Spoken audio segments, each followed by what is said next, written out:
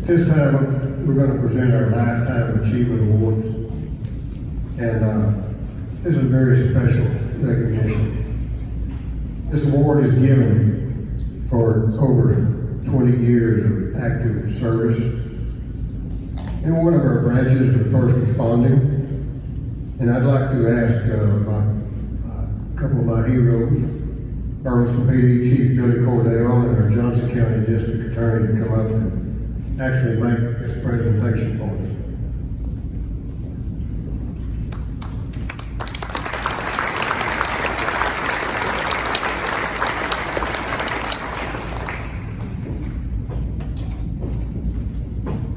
Hold on, I'm standing in Johnson County royalty right here. Let's savor this moment. How's everyone doing? Good. Hey, I got a couple things to say. You know, Bob started out a little while ago, and he was talking about the struggles in first responders, all the difficulties, the challenges that we have. And I'm gonna respond to that with the greatest thing that we have is the support of incredible communities, and nobody exemplifies that more than the CT 100 Club. Thank you so much.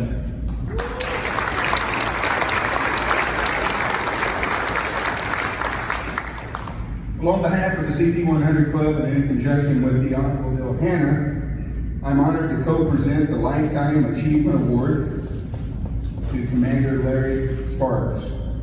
Commander Sparks is a 24-year veteran of the Burleson Police Department. He was assigned to the Stop Task Force in October of 2002. He was promoted to Commander of the Stop Task Force in 2017. Commander Sparks has been honored and received numerous accolades throughout his career, including BPD's Officer of the Year in 2008, the Medal of Valor in 2010, along with numerous commendations for outstanding work.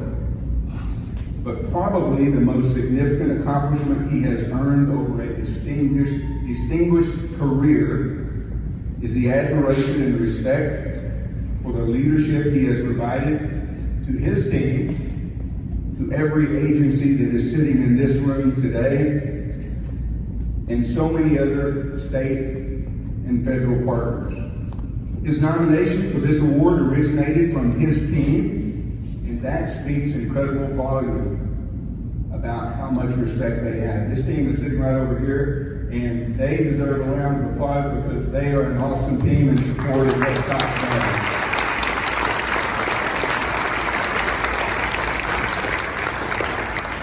Thank you all for everything you do. You surround yourself with great people, right, Larry? And this is a great group of people. Commander Sparks is a well-known expert in the field of narcotics and has conducted numerous undercover operations and high-profile investigations. He trained and worked a narcotics canine for many years. However, his expertise extends beyond narcotic investigations to include criminal investigations, outlaw motorcycle clubs, human trafficking, gambling, and intelligence.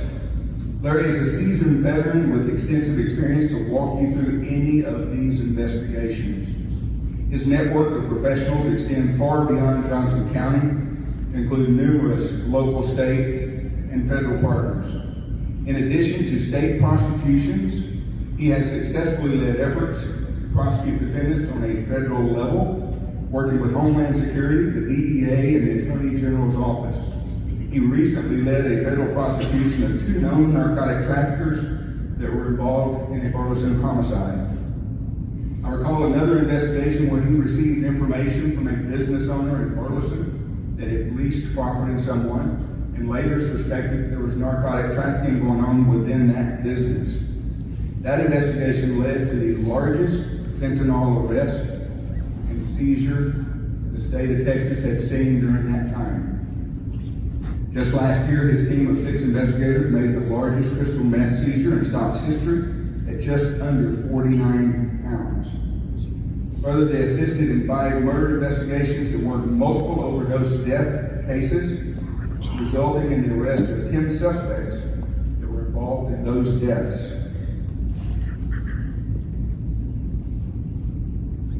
They have assisted in numerous other cases, narcotics cases. In 2022, stopped, seized just under $6.5 million worth of narcotics. And I know that the 2023 stats are going to eclipse that, as Larry has told me. Part of being a true leader is the courage to ruffle feathers along the way, and Larry does not have any problem with doing that. In 2019, Burleson had a narcotic-related triple shooting and began working that case, calling the Stop Task Force in to help. As the investigation unfolded, we learned that the suspect had shot 7 total people, 4 in Fort Worth and the 3 in Burleson, within a 24-hour period. One of those victims died and the offender stole the car, so that became now a capital murder case. We worked with Fort Worth PD and asked a federal marshal task force to assist in locating the suspect. Larry learned that they got pulled off to another detail, and that was unacceptable. He went out and found him a confidential informant, obtained the cell number of the suspect, gained a search warrant, obtained the phone of the suspect, and within 3 hours, that dangerous, violent criminal was off the street and in jail. I'm confident, yes.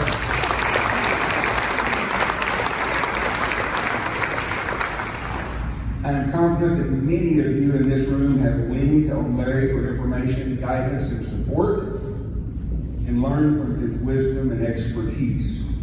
I'm sure many of you have called him in the middle of the night because you needed him and his team out there. And if he could not solve that problem on the phone, I'm willing to bet that he got out of bed and his team got out of bed and they made it to that scene to help.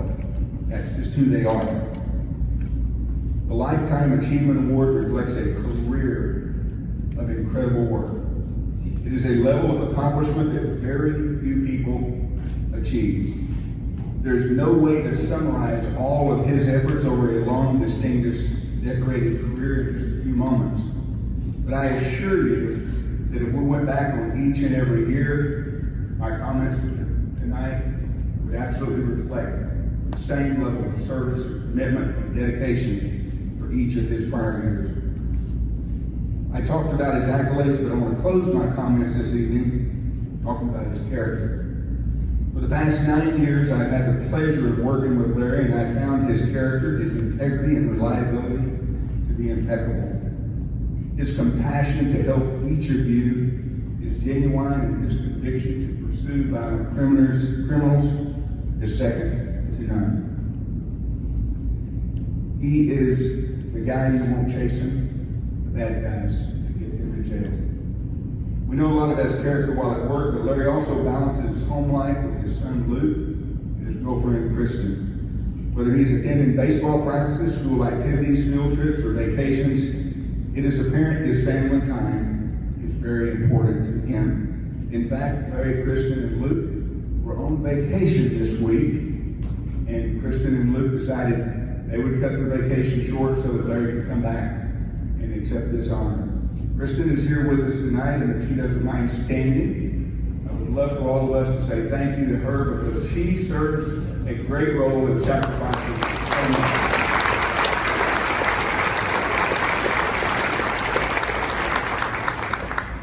As a matter of fact, there is not a first responder in here that doesn't have a significant partner that doesn't make a tremendous impact on their life, help them through the rough times. Thank all of you for what you do to let us do what we do. I will end right now with saying that Larry has certainly earned this distinction, and I'm proud of him. And I want to thank the CT 100 Club for bestowing this honor upon him. This time, I'm going to turn the mic over to Dale to share his comments before Larry comes up.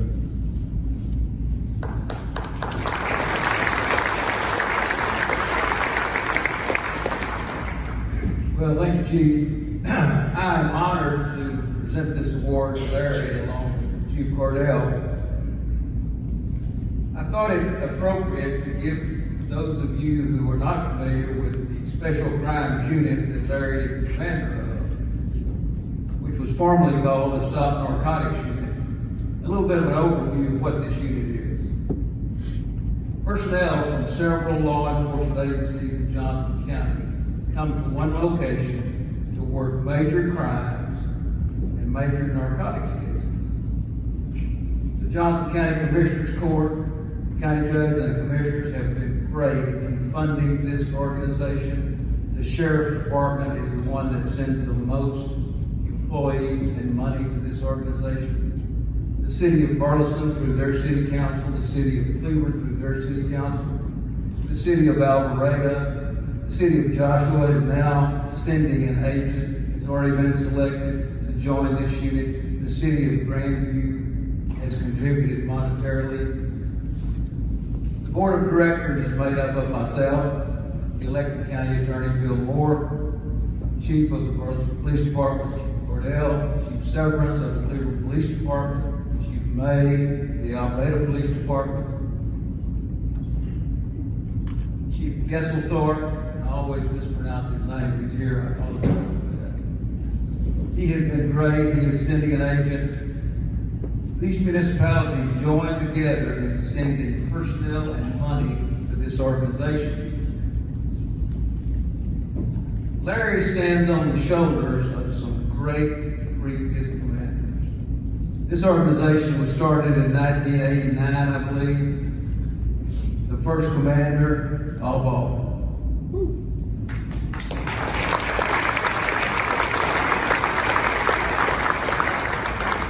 Next in line was Daryl McCravey, who's sitting over here. He's an investigator with the Johnson County Attorney's Office. Former Chief Deputy of Johnson County, former Chief Deputy of Somerville County. Next in line, Adam King, present Sheriff of Johnson County, and now Larry comes along as the commander. Pretty good pedigree on falling in the shoes of these individuals. What Larry Sparks has done is carry on a tradition started by these previous commanders. He has brought this tradition forward. What I call it is an atmosphere of deterrence to major drug dealers coming into this county. And you can ask him and you can ask the prior commanders this. This is something that's been established. And you say, well, we still got drugs in Johnson County. We sure do. But because of these prior commanders, Bob Alford, Daryl McCravey, Adam King, Larry Sparks, some of these drug dealers, not all, some of them are hesitant to come down to Johnson County. Now, what this does is allows us to keep a little better of a handle on these drug dealers.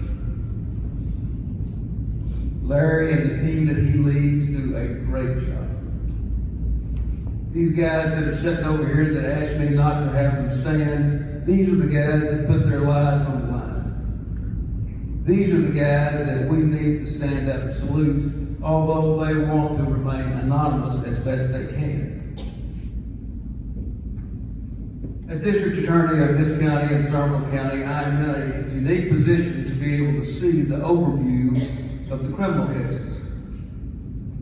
I would estimate that between 2/3 and 3/4 of all the felony cases in these two counties are drugs and drug related.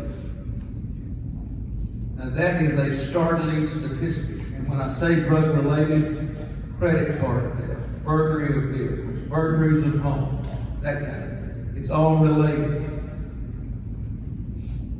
Recently, and the two senators that are here can speak to this, they have enacted some tougher laws on fentanyl, which is just the curse of the land. Fentanyl has killed some teenagers in this county, and Larry Sparks has been the one that attended those deaths and investigated those crimes. The main contribution that Larry Sparks has brought to Johnson County is simply this. As Chief Cordell told you, he has a great relationship with the federal authorities in Fort Worth. Many of these cases that he makes are so good, and and the team members are so good. They take those cases to Fort Worth, Dallas, to the United States District Attorneys. They prosecute those cases. And you say, well, what's so good about that? You may not know this. In the federal system, you serve about 85% of the time given. 85%. In the state system, our parole laws are about 25%. Am I proud of our state parole system? No, I'm not. If we get a chance to put those cases in the federal system, it keeps those drug dealers off the streets. Larry Sparks is the person in this room that has developed that relationship to take those dealers off the street for longer periods of time. What a hero.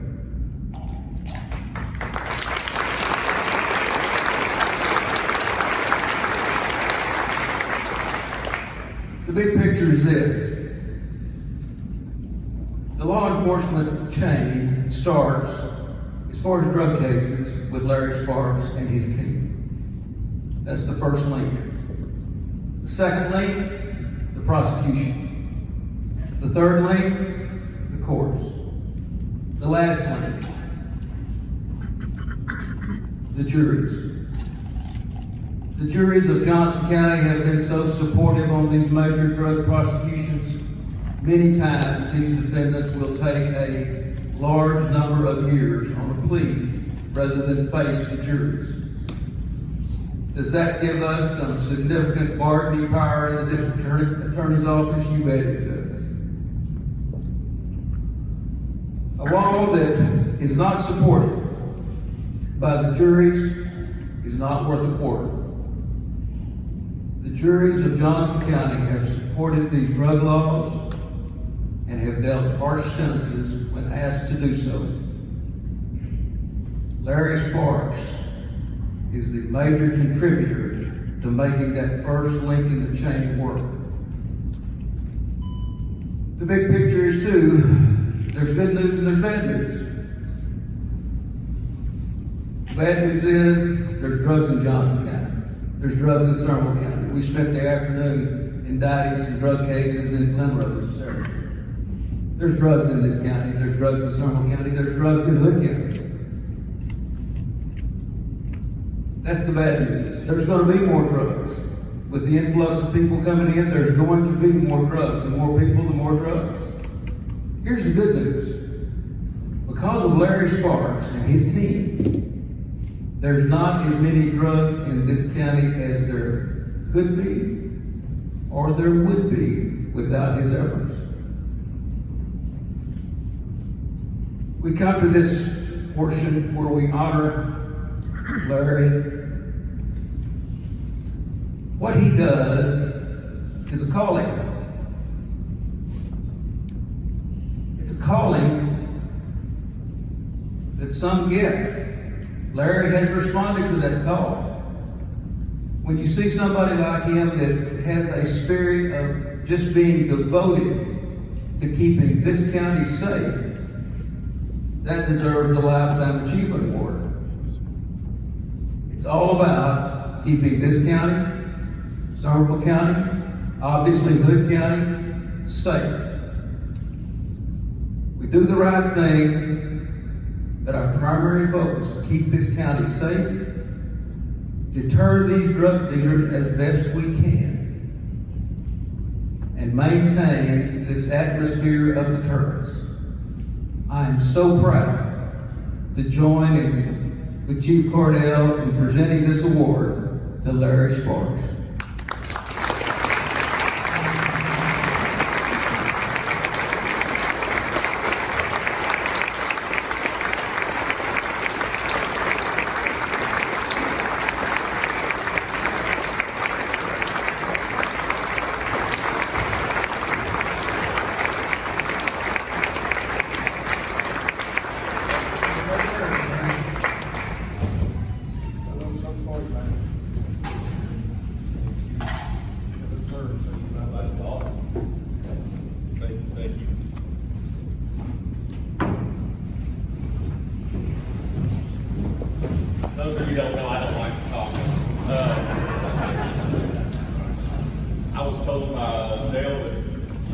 speak. I didn't have a choice in this matter. Closer? All right, there we go. Here we go. I want to start off with thank our Lord Jesus Christ for even being able to be here today.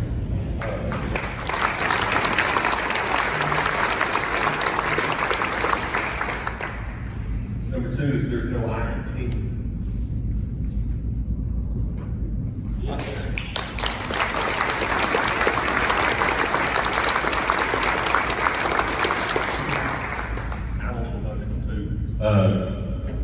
I'm easily to cry. So, but I want to say, number one, is my team, and this starts back 2002 is when I started at this task force, and I have been around probably the best group of people in my 24 years with Burleson and 21 years at Staub. So when I started off, I'm gonna make this real quick, 35 minutes. So when I started in 2002, I was on a 2-year assignment. David Floyd, he's not here, but that's who preceded me at Stomp, and he got to go 5 years. And I remember the first day he's driving me around, and we got a meth lab my very first day. It was one of the biggest meth labs I've ever done. And David said, don't expect to be out here for 5 years, because I'm the first, and I've been here the longest, and nobody else will be here this long. 2 years came around, and they gave me a 1-year extension. And then with the help of Sheriff King, and I did everything, and he did everything he could to get me to stay there. Like I said, I'm in year 21 now. Yeah, 21 years. And I fought, I held on for everything I could for all that time. But if you look at the who's who in this room, I worked with Sheriff Deeds when I first started. We both started at Stop at the same time. You got Mark Getz, Adam King, Sheriff Offord. I mean, I have followed in some big footsteps. And the only reason I've had any success and been able to do what I've been able to do is because of my team. The team I have right now is just, they're crazy. They know stuff that I wish I would have known, 10 years ago, because law enforcement has changed so much. And all these murders, I've been in over 22 of them now. We have solved, everyone I've showed up on, not because of me, because of my team, we've solved 22 and got people in prison. With that being said, all I have to do is sit back with my crew is I just sit back and say, yeah, you can do that. Yeah, you can do that. They pretty much tell me how it's going to go and how we're going to handle it, and they are relentless. I started that off with, once again, with Sheriff King. He instilled how you work and that there is no times. I can remember in the meth lab days, being at work for 2 to 3 days and not getting to go home during that time. That's 24 hours a day. And I can remember one Christmas, Doug Sanford sitting over here, he's one of my captains, and I can remember HR calling in and saying, hey, there's no way that you can have a timesheet that you didn't go home for 2 days. So you forgot to clock out. And I go, no, I didn't forget to clock out. Well, they said, you can't do that. And I said, well, we'll leave the meth lab next to your city hall, because it was right down the street from the city hall. So next time we'll just leave it there, and then before we're done with that one, we end up in another one just 3 blocks away from it. It ends up being several days long. I'll end it with this just so everybody can understand what we're dealing with in today's times. And I say that because Dale talked about how we still have drugs in the county, and I know Chief Cordell, and thank you, because he could have pulled me back at any time. And but he's allowed me to stay, and so I'm tickled to death with that. But they talked about how much drugs that we're dealing with and how times have changed. Our stats for 2022 were amazing. We had the biggest stats we'd ever had. In 2023, you can combine all 30 years of stock. We've surpassed it this year. In 1 year, we've gotten all the drugs that you had all those years of. We're in the neighborhood, give or take 20 kilos of 200 kilos this year. And It all originated in Johnson County. Understand that we chase the dope. So just because it doesn't happen in our county, it originated in our county. If we're involved in it, it's our county. However, a lot of the people like Bill talked about, they won't come to Johnson County because they know that he's gonna hammer them. We have the best prosecution in the state of Texas.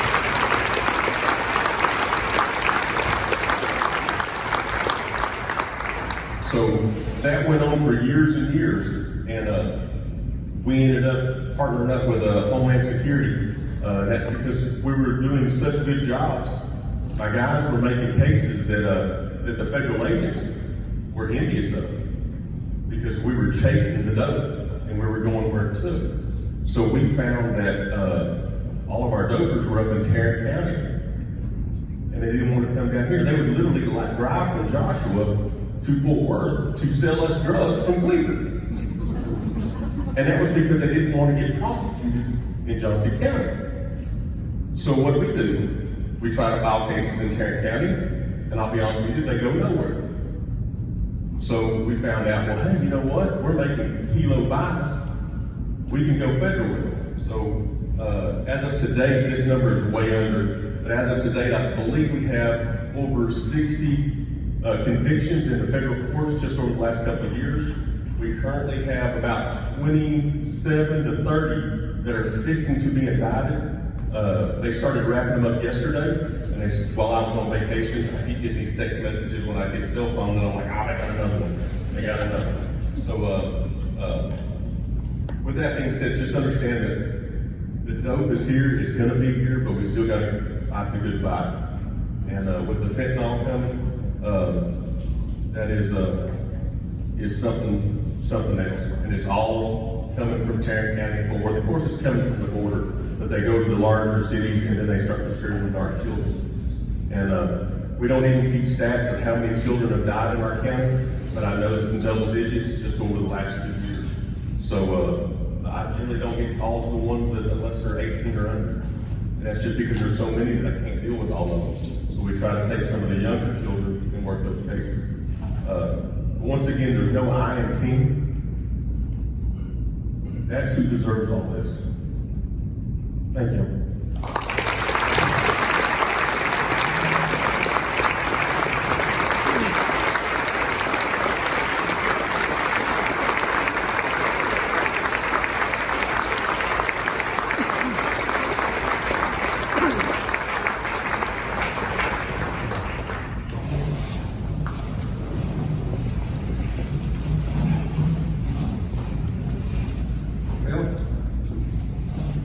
I think we just heard from another hero. Give another round, please.